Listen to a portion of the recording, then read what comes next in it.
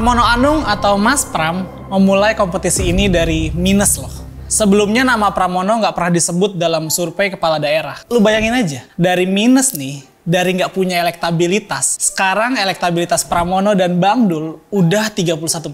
Dan itu dicapai cuma dalam waktu kurang lebih 10 hari aja setelah pendaftaran. Ini tentu mengejutkan semua pihak, termasuk pihak lawan politik Pramono Rano. Mereka tentu memikirkan cara untuk menghambat antusiasme warga Jakarta sama pasangan Pramono Rano ini. Tapi sayangnya, cara yang dipakai bukan cara yang bersih. Karena emang susah banget cari kekurangan atau kesalahan Pramono Rano ini. Akhirnya mulailah dikeluarkan fitnah-fitnah kepada pasangan Pramono Rano ini. Di media sosial mulai beredar fitnahan tuh. Mas Pram disebut anti-Islam dan Bang Dul difitnah soal naturalisasi. Jadi awalnya itu pasangan sebelah mendeklarasikan soal program wajib mengaji. Mungkin niat mereka mau mencari panggung ya di kalangan pemilih Islam di Jakarta. Lalu ada wartawan yang menanyakan mengenai program itu kepada Mas Pram nih. Nah, Mas Pram kan bilang ya kalau program itu bukan diusulkan oleh Mas Pram dan Bang Dul. Itu adalah programnya yang sudah digagas oleh Mas Anies Baswedan yang udah berjalan juga kok. Jadi beneran program itu nggak diusulkan oleh Mas Pram dan Bang Dul. Karena Mas Pram itu komitmennya akan melanjutkan program baik Pak Anies yang udah berjalan. Kalau udah berjalan, buat apa diusulkan? Bener gak? Tinggal diteruskan aja. Tahu-taunya beredar fitnahan kalau Mas Pram ini anti-Islam. Pernyataan Mas Pram kan dipelintir tuh, seolah-olah Mas Pram juga nggak setuju program wajib mengaji. Dan fitnahan ini dilakukan oleh sebuah akun yang kalau dari postingan-postingannya kayaknya dia adalah bagian dari pendukung sebelah ya. Jadi ketahuan lah akun-akun yang mengangkat isu ini ya sudah terafiliasi kemana. Tapi Mas Pram menanggapinya dengan santai. Malahan Mas Pram menantang calon gubernur lainnya untuk lomba ngaji loh. Ayo loh, berani nggak calon andalan lu lomba ngaji nih? Sebelum Mas Pram terserang fitnah nih, Bang Dul duluan diserang fitnah soal naturalisasi pemain sepak bola. Bang Dul dibilang nggak setuju naturalisasi. Padahal udah jelas loh, Bang Dul nggak pernah keluar pernyataan nggak setuju naturalisasi. Yang disampaikan Bang Dul itu, jangan sampai naturalisasi itu membuat anak-anak bangsa nggak diperhatiin.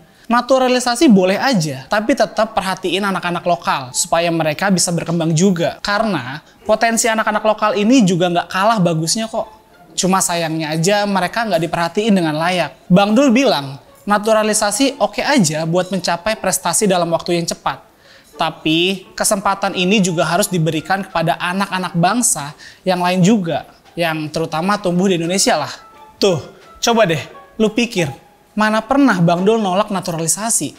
Justru Bang Dul itu setuju naturalisasi. Tapi tetap perhatiinlah perkembangan anak bangsa. Jangan sampai keasikan naturalisasi ini terus melupakan perkembangan anak-anak bangsa yang lainnya. Justru Bang Dul inilah yang sedang memperjuangkan keadilan bagi semua anak-anak Indonesia. Tapi kok malah difitnah nggak setuju naturalisasi? Itu jelas-jelas ngaco banget bos. Fitnahan demi fitnahan ini membuktikan kalau pasangan sebelah itu mulai takut lah sama elektabilitasnya Mas Pram dan Bang Dul yang melesat lebih cepat dari mereka. Mereka nggak menemukan cara lain tuh buat menghadang laju Mas Pram dan Bang Dul selain dengan fitnah. Lalu apakah ini akan merubah strategi Mas Pram dan Bang Dul? Ya enggak lah. Mas Pram dengan pendiriannya untuk membuat pilkada Jakarta berjalan dengan damai, aman, dan tanpa berita-berita hoax yang membuat suasana makin panas nantinya. Mas Pram juga menyatakan kalau dirinya akan konsisten untuk tidak membawa isu agama, isu etnis, dan golongan dalam setiap kampanyenya. Jadi bukan berarti dia diserang dengan isu agama terus akan membalas lagi dengan isu agama yang sama. Tenang aja bos, Mas Pram gak serendah itu. Mas Pram itu tahu apa itu integritas dan dia orang yang setia dengan janji yang sudah diucapkannya. Ini udah terbukti ketika Mas Pram jadi penjaga dapurnya istana yang pasti memegang semua rahasia-rahasia istana. Kalau dia mau, bisa aja dia membongkar dapur istana seperti apa. Tapi kan itu tidak dia lakukan.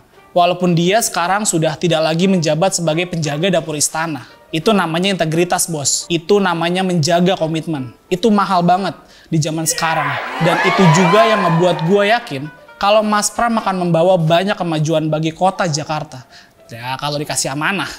Bang Dul juga sama. Setelah diserang fitnah, dia tetap memerintahkan timnya untuk cuekin isu-isu yang gak jelas. Karena kalau ngurusin begituan malah gak produktif jadinya.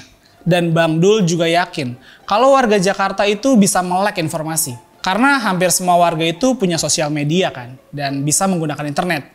Jadi mereka bisa lah menemukan kebenaran seperti apa. Buat lebih jelasnya, nih lu simak aja video Bang Dul soal naturalisasi. Pada intinya mendukung Bang Dul ya? Oh iya dong, memang masih diperlukan, kita lihat aja. Artinya itu menjadi satu kenyataan dan sekarang ini diikuti oleh negara lain loh. Vietnam, Malaysia, udah naturalisasi semuanya kan.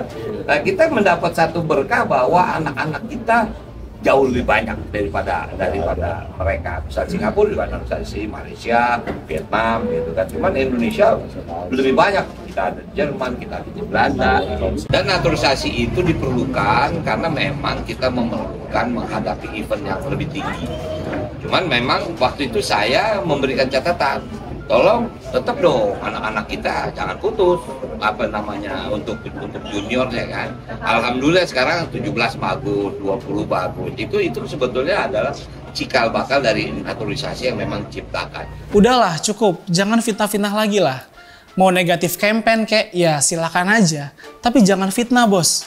Kalau nanti ada yang balas fitnah lagi, nanti kan malah kusut di masyarakat. Kita asik-asik aja di pilkada ini. Oke, sekian dulu dari gua. Sorry to say kalau ada omongan gue yang gak sejalan sama kalian.